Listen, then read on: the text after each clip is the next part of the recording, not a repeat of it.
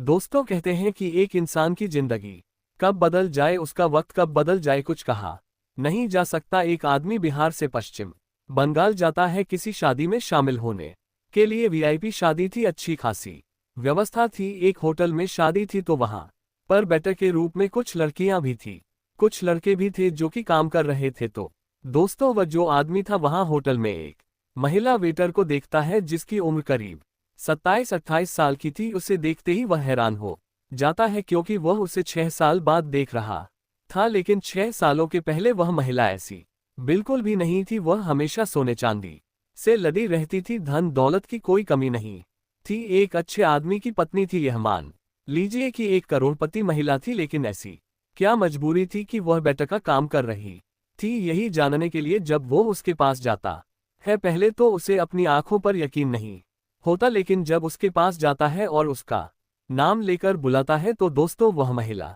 भी उसे देखकर उतना ही हैरान हो जाती है। अब दोस्तों आखिर वह महिला कौन थी, ऐसी क्या मजबूरी थी कि एक करोड़पति महिला को बेटा का काम करना पड़ता है। तो बहुत ही दिलचस्प कहानी है, आइए जानते हैं पूरी कहानी इस वीडियो में। लेकिन वीडियो में आगे बढ़ने से पहले बस ही रिक्वेस्ट, वीडियो को लाइक कर दीजिए, चैनल को भी सब्सक्राइब कर लीजिए ताकि मेरा हौसला बढ़ता रहे। दोस्तों ये कहानी शुरू होती है दिल्ली में एक आदमी जिसका नाम भुवन प्रसाद होता है, जो कि पश्चिम बंगाल का रहने वाला था, ज्वेलरी का कारोबार करता था। बचपन में ही वह पश्चिम बंगाल से दिल्ली आ जाता है और 30 सालों की कड़ी मेहनत करते हुए वह धीरे धीरे एक अच्छा खासा मुकाम हासिल कर लेता है। लेकिन दोस्तों उसके जीवन में दो कमी थी, एक तो यह था कि वह पढ़ लिख नहीं पाया था और दूसरा यह था कि उसकी उम्र 45 साल की हो चुकी थी, लेकिन वह अपनी शादी नहीं कर पाया था। अब 45 साल की उम्र हो गई तो उसे परिवार की कमी खलने लगी। तो दोस्तों फिर वो जाता है पश्चिम बंगाल और वहां पर एक लड़की जिसका नाम संगम होता है, उससे वह शादी कर लेता है।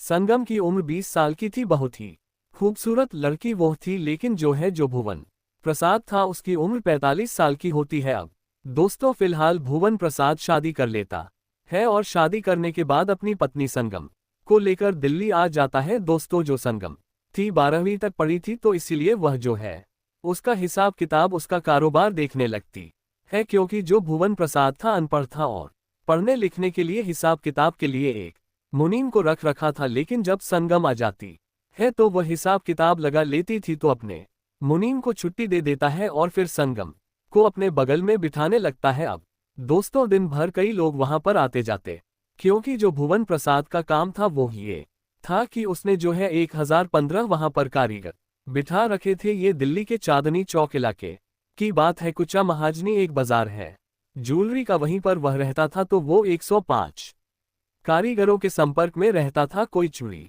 बनाता था, कोई पेंडेंट बनाता था, कोई चैन बनाता था, कोई अंगूठी बनाता था। तो इस तरीके के जो कारीगर थे वह सामान बनाकर उसके पास लाते थे और भुवन प्रसाद से सोना लेकर जाते थे। बीच में जो भी 10 पर 5 पर कमीशन होता था वह कारीगर ले लेते थे। तो यही सब जो हिसाब किताब है वो संगम रखने लगती है। धीरे धीरे काम सीख जाती है। अब जो भी आता वहां पर देखता संगम की खूबसूरती का दीवाना हो जाता। लेकिन दोस्तों अब वह तरह तरह की बातें करते, क्योंकि दुकान पर तो कुछ नहीं कहते, लेकिन वहां से जब दूर जाते तो आपस में चर्चा करते कि यार सेठ जी कहाँ से यह लेकर आए हैं इतनी अच्छी बीवी। उनकी उम्र तो 45 साल की है और उनकी जो पत्नी है वह 1820 साल की है। तो ये जो है कारीगरों के बीच में एक चर्चा का विषय था। लेकिन दोस्तों भुवन प्रसाद को लोग सेठ जी कहते थे, तो वह संगम को भी सेठानी जी कहने लगते हैं। अब इन्हीं सब लोगों में जो सारे कारीगर थे अमूमन वो भी पश्चिम बंगाल के ही थे, लेकिन एक लड़का जो था वह बिहार का था जिसका नाम राजेश होता है। उसकी उम्र भी 2425 साल की होती है। वह जो है भुवन प्रसाद के यहाँ रहकर काम सीखता है 5 सालों के बाद, और उसके बाद 2-3 सालों से वह अपना काम करने लगता है। वह भी जो है कंगन बनाता था, चूड़ी बनाता था, सोने की चूड़ियां, और वह सेठ जी को देता था और वह उनके बदले जो है वह सोना लेकर जाता था। और सेठ जी जो सारी ज्वेलरी थी फिर वह आगे के शोरूम पर सप्लाई करते थे। तो यही उनका काम था। अब दोस्तों इस तरीके से काम चलता रहा, लेकिन जब राजेश आता था तो सेठ जी उसको परेशान करते थे, कहते थे कि तुम चोरी करते हो, तुम सही से काम नहीं करते हो, मेरा सारा सोना चुराकर तुम बिहार ले गए हो वहां पर अच्छा खासा बंगला बना रखे हो। अब जब राजेश सुनता तो कहता कि सेठ जी आप मेरे घर पर चलकर देख लीजिए, मैं आप ही के पास काम किया हूं, मैंने कभी भी आपका 1 ग्राम भी चोरी नहीं किया है, मैं बहुत गरीब आदमी हूं, ईमानदारी से काम करना जानता हूं, लेकिन आप मुझे ही बोलते हैं और शायद इसलिए मुझे परेशान करते हैं कि मैं बिहारी हूं, बाकी सारे लोग बंगाली कारीगर हैं, आप उनको कुछ नहीं बोलते। तो इस तरीके से जो भुवन प्रसाद थे वह राजेश को हमेशा शक की निगाहों से देखा करते थे। अब दोस्तों क्या होता है कि धीरे धीरे काम चलता रहा। जो संगम थी वह भी गरीब घर की बेटी थी, 5-6 बहनें उसके घर में थी, किसी की शादी नहीं हुई थी। भुवन प्रसाद जो है उसके मायके वालों की भी मदद करता है और फिर जो उसकी बहनें थी उनकी भी शादी होने लगती है। कुल मिलाकर भुवन प्रसाद संगम को बहुत प्यार करते थे। अब दोस्तों ये सारी बातें जो है 2015 की है, जब सेठ जी और संगम की शादी हुई थी, लेकिन उसके बाद जो है जो राजेश था वह 2 ही सालों बाद दिल्ली छोड़ देता है, बिहार आ जाता है, पटना में अपना कारोबार करने लगता है। और फिर एक जो ज्वेलरी वाले की शादी में वो बिहार से पश्चिम बंगाल गया हुआ था, जो कि होटल में शादी थी। अब दोस्तों यही राजेश था जब उस शादी में गया था और वहां पर जो देखता है तो लड़की कोई और नहीं वही संगम होती है। वो उसे देखता है तो उसके अपने आंखों पर यकीन नहीं होता है, वो उसके पीछे पीछे पहले तो घूमता है, पूरी तरीके से जान लेना चाहता है कि क्या ये वही है। जब उसे यकीन हो जाता है तो उसके पास जाता है, क्योंकि ट्रे में वह कुछ लेकर इधर उधर घूम रही थी मेहमानों के लिए, तो उससे कहता है कि एक्सक्यूज मी, क्या मुझे भी कुछ मिलेगा।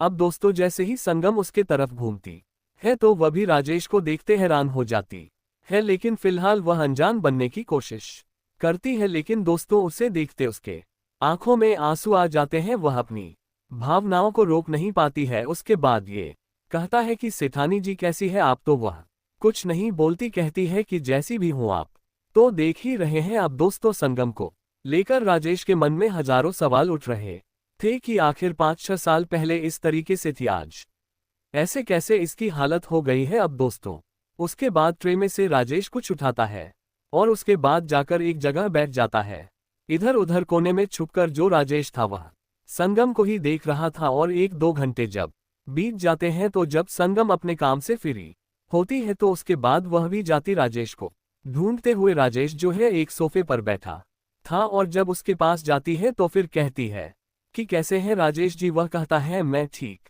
हूँ, लेकिन आप ये क्या काम कर रही हैं, मेरे को समझ में नहीं आ रहा है। वह कहती है कि पहले आप बताओ कि आपने दिल्ली क्यों छोड़ दिया, आप कहाँ रहते हो, क्या आप कहीं और रहते हो दिल्ली में। तो कहता है नहीं, मैं दिल्ली में नहीं रहता हूँ, काम वगैरह सीख लिया था तो अपने घर पर आकर वह काम ट्राई किया तो मेरा काम चल गया, मैंने एक दुकान खोल दी है, अब मैं यहीं पर अपना काम करता हूँ, तो कभी दिल्ली जाने की जरूरत ही नहीं हुई, सारा सामान जो है वह मुझे यहीं से मिल जाता है। फिर राजेश कहता है लेकिन सेठानी जी आप बताएं अपने बारे में, मुझे आपके बारे में जानना है। तो दोस्तों वह रोने लगती है, उसका हाथ पकड़ लेती है, कहती है कि जब मेरी शादी हुई सब कुछ ठीक ठाक चल रहा था, लेकिन 4 साल बीत गए, हमारा कोई बच्चा नहीं हुआ। तो एक दिन सेठ जी ने कहा कि चलो हरिद्वार चलते हैं और घूम फिर कर आते हैं, नहाकर आते हैं। तो हम लोग कार से जा रहे थे और ड्राइवर कार चला रहा था, उसके बगल में सेठ जी बैठे थे। मुझे उल्टी आने लगी, चक्कर आने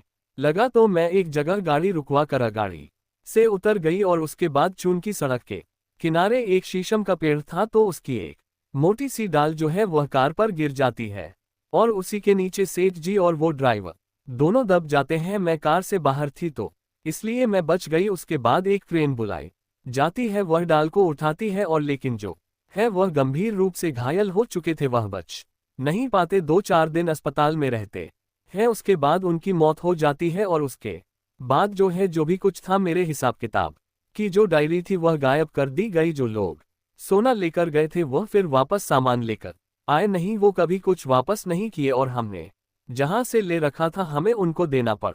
मैं अकेली थी तो इसीलिए जो भी कुछ था 1-1.5 करोड़ की प्रॉपर्टी थी, वो सारी कुछ हमारी वहीं पर चली गई, हमारे पास कुछ भी नहीं बचा। जो भी कुछ था वो मैं लेकर अपने घर चली आई और जो मेरी बहनें बची थी उनकी शादी वगैरह कर दी, तो इसीलिए मैं ये काम करने लगी। और मैं आपको बता दूं कि मैं शादी से पहले भी यही काम करती थी और सेठ जी को पता नहीं था, अगर उन्हें पता होता तो शायद वो शादी नहीं करते। उसके बाद मैं आए तो मेरे पास कोई चारा नहीं था तो मैं फिर से यही काम करने लगी। लेकिन मैं सच बताऊं तो मैं आपसे मिलना चाहती थी, आपको ढूंढ रही थी। राजेश कहता है कि बहुत बुरा हुआ, लेकिन आप मुझे क्यों ढूंढ रही थी? तो वह कहती है कि सेठ जी हमेशा कहते थे कि जो राजेश था बहुत ईमानदार था, बहुत ईमानदारी से काम करता था और बहुत ही अच्छा वह आदमी था, बहुत अच्छा लड़का था। तो वह हमेशा आपकी तारीफ करते थे और जब वो घायल हो गए, उनकी बचने की उम्मीद नहीं थी, तो उन्होंने मुझसे कहा था कि अगर कभी राजेश आएगा तो उसे जो है तुम मैनेजर बना देना। लेकिन भगवान ने सब कुछ छीन लिया, हमारा सब कुछ बेईमानी हो गया। ऐसी कोई नौबत आई नहीं, लेकिन फिर भी मैं आपसे मिलना चाहती हूँ। फिर राजेश बोला कि लेकिन मुझे सेठ जी तो हमेशा परेशान करते थे कि मैं जो है बेईमानी करता हूँ। तो वो कहती है कि वो इसलिए परेशान करते थे, वह सिर्फ मस्ती करते थे। वह कहते थे कि इस बात पर तुम झल्ला जाते थे और सेठ जी को भी उल्टा सीधा कह देते थे। तो सेठ जी को तुम्हारे मुंह से सब सुनना अच्छा लगता था, इसीलिए वह तुमसे मस्करी करते थे, मस्ती करते थे। लेकिन सेठ जी आपको बहुत याद करते थे। अब दोस्तों वह भी कहता है कि मैं भी सेठ जी को बहुत याद करता हूँ, उन्हीं से काम सीखा और फिर उनसे भी काम ही करने लगा। जो भी थोड़ा बहुत मैंने कमाया था उन्हीं से कमाया था। उन्होंने मेरी बहुत मदद की थी, लेकिन मुझे बहुत अफसोस है कि उनके साथ ऐसा हुआ। लेकिन आप ऐसा क्यों कह रही कि यह काम खराब है? सेठ जी को पता नहीं होता तो शादी नहीं करते। आखिर ईमानदारी से कर रही हैं आप, मेहनत कर रही हैं, कमा रही हैं, इसमें कौन सी बुराई है? संगम कहती है कि लेकिन हम लोगों का काम, क्योंकि मैं कैटरस से जुड़ी हूँ, तो कैटरस वाले जहां भी भेजते हैं, रात को ही फंक्शन होता है, चाहे शादी हो, बर्थडे हो, कुछ भी हो, तो कुछ लोग जो है जो नशे में होते हैं वह हमारे साथ बदतमीजी करते हैं। सब कुछ बर्दाश्त करना पड़ता है, तो इतना भी अच्छा काम नहीं है, लेकिन गुजारा करने के लिए करना पड़ता है। अब दोस्तों दोनों दुखी मन से बातें करते हुए बैठे थे, तभी जो है संगम कहती है कि आपने खाना खा लिया? तो कहता है कि नहीं, मैं नहीं खाया, बस आप ही के बारे में सोच रहा हूं तब से, इसीलिए भूख वगैरह लगी ही नहीं। वह कहती है कि कोई बात नहीं, मैं खाना लेकर आती हूँ, आप खा लीजिए।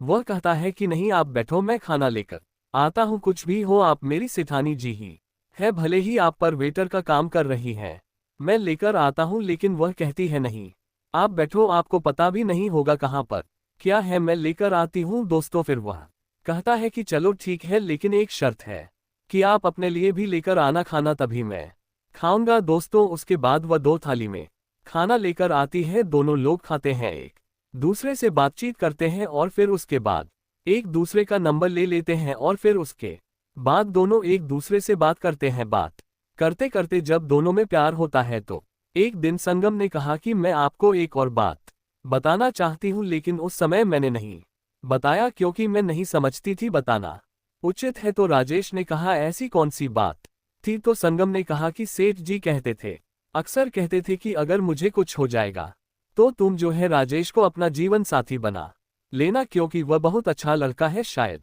उन्हें एहसास था या क्या था, लेकिन पता नहीं, वह ऐसे से ही कहा करते थे। तो इसीलिए अब जब आपको मुझसे प्यार हो गया है, तो पहले तो मैं नहीं बताना चाहती थी, लेकिन अब जब आपको मुझसे प्यार हो गया है, आपको मुझसे हो गया है, तो मैं आपको ये बात बता रही हूँ। अब दोस्तों दोनों में 2 साल बातचीत हुई और उसके बाद 2023 में राजेश और संगम एक दूसरे से शादी कर लेते हैं। आज ये दोनों बहुत ही खुशी खुशी, बहुत सुखी जीवन व्यतीत कर रहे हैं। दोस्तों बेटा का काम करते हुए वह एक सेठानी बन जाती है और फिर वहां से वक्त कुछ ऐसा करवट लेता है कि वह फिर उसी जगह पर आ जाती है। लेकिन दोस्तों कहते हैं कि किस्मत का खेल निराला होता है, फिर जो है उसे राजेश के रूप में एक अच्छा पति मिलता है। आज ये दोनों बहुत ही अच्छा जीवन व्यतीत कर रहे हैं। तो दोस्तों ये रही कहानी, आपको कैसी लगी कमेंट करके जरूर बताएं, और कहानी अच्छी लगी हो तो वीडियो को लाइक नहीं किए तो लाइक कर दीजिए, चैनल को सब्सक्राइब कर लीजिए इसी प्रकार की कहानियों के लिए। फिर मिलेंगे अगले वीडियो में, तब तक के लिए।